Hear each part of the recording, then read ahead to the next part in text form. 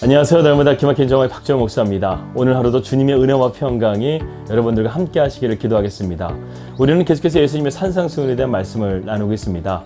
우리가 이제부터는 마태복음 5장의 말씀을 마치고 6장의 말씀으로 넘어오게 되는데요. 오늘 6장의 첫 번째 메시지는 바로 종교적인 위선에 대한 내용입니다. 예수님께서 말씀하시는 종교적인 위선이라는 것은 과연 무엇일까? 우리 함께 생각해 보도록 하겠습니다. 2020년 11월 17일 날마다 기막힌 정화 시작합니다.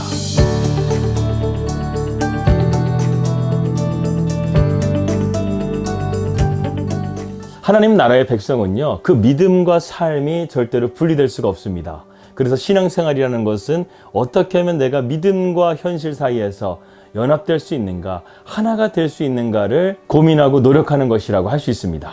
거꾸로 말한다고 한다면 믿음과 현실은 다릅니다. 그만큼 일치하기가 어려운 문제라고 할 수 있는데요. 그런데 우리가 한 가지 알 수 있는 것이 있습니다. 우리가 믿음과 현실에서 하나 된 삶을 살아가는 우리에게 아주 교묘한 유혹이 있다는 사실입니다. 그것이 바로 위선이라는 거예요.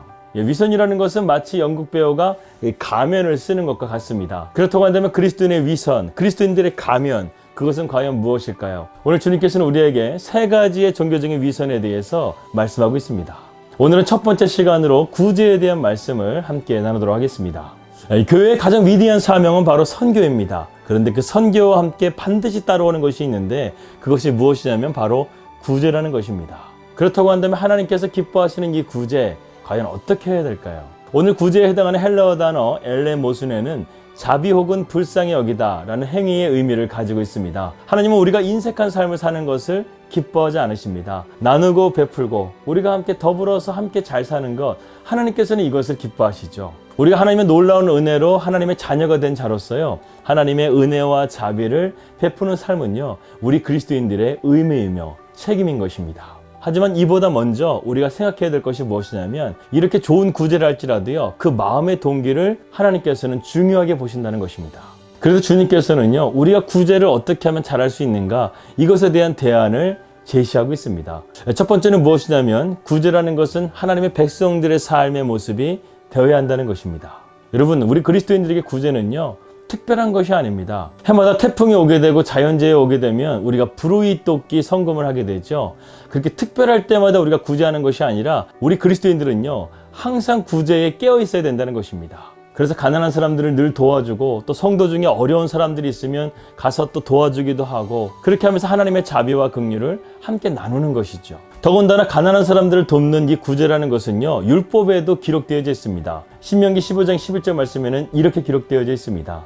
땅에는 언제든지 가난한 자가 그치지 아니하겠으므로 내가 내게 명하여 이르노니 내 형제의 곤난한 자와 공핍한 자에게 내 손을 펼지니라, 이렇게 말씀하고 있고요. 잠언서 19장 17절에도 가난한 자를 불쌍히 여기는 것은 여호와께 꾸이는 것이니 그가 그 선행을 갚아주시리라, 이렇게 말씀하고 있습니다. 즉 우리가 가난한 자를 구제하는 것은요, 하나님이 기뻐하시는 선하신 뜻일 뿐만 아니라 이것이 하나님께 꾸이는 것이 되어져서 우리의 선행을 하나님께서 갚아주시겠다, 이렇게 말씀하고 있는 것입니다. 그렇기 때문에 교회의 가장 중요한 덕목은 바로 선교와 구제에 있다는 것입니다. 교회가 이것을 멈추면 안 되겠습니다. 위선적으로 해서도 안 되겠지만 이것이 멈추는 것은 더더욱 안 된다는 사실입니다. 제가 목회사역을 하면서 깨닫게 되는 것이 있는데요, 어느 교회든 선교나 구제하는 교회는요, 하나님께서 그 교회에게 축복을 해주신다는 것입니다.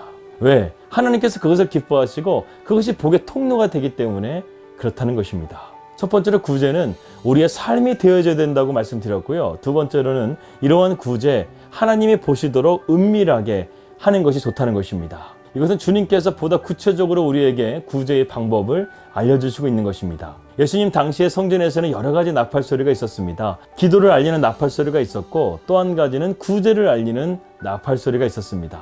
구제를 알리는 나팔소리가 들리게 되면요, 사람들이 회당이나 성전에 모여서 가난한 자들을 돕는 헌금을 낸다던가 아니면 헌금을 내는 사람들을 구경하러 많은 사람들이 모였다고 합니다. 그런데 칼빈은 이 부분에서 이렇게 주석을 달았습니다. 그들은 가난한 자들을 부르기 위해서 나팔을 부는 채 한 것이다. 그들이 나팔을 크게 부르는 이유는 단 한 가지다.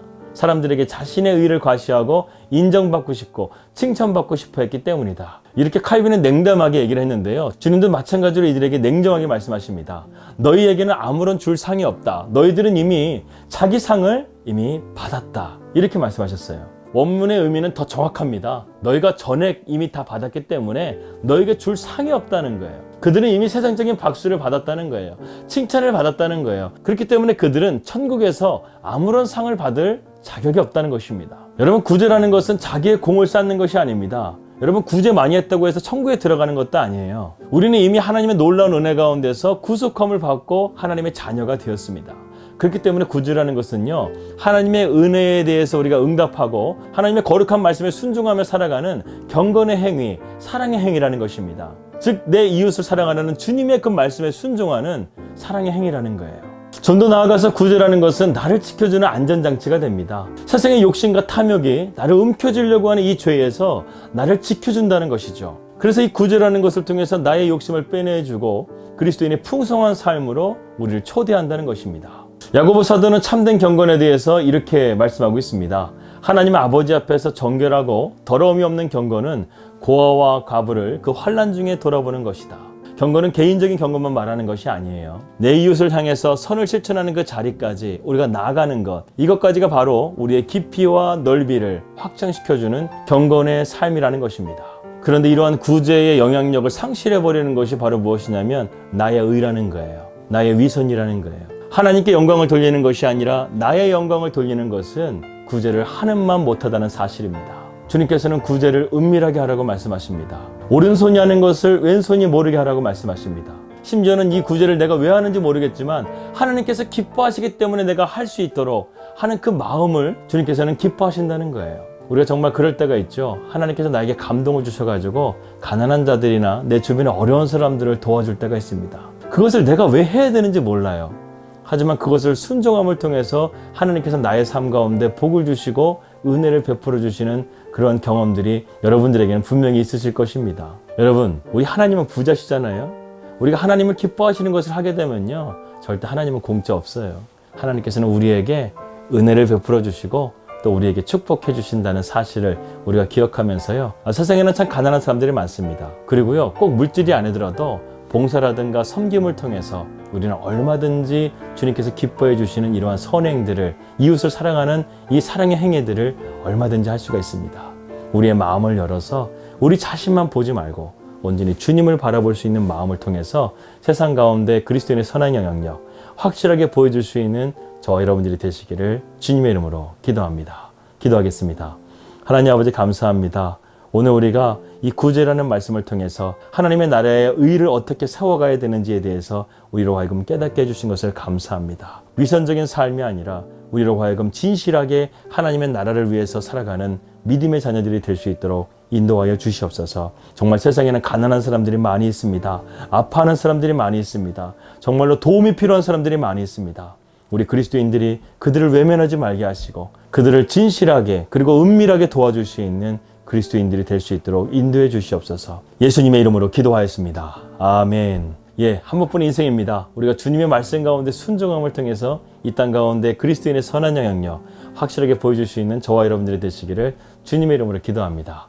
내일은 기도에 대한 말씀을 함께 나누도록 하겠습니다. 평안한 하루 되시고요. 저는 내일 뵙도록 하겠습니다. 우리 믿음으로 승리합시다. 할렐루야.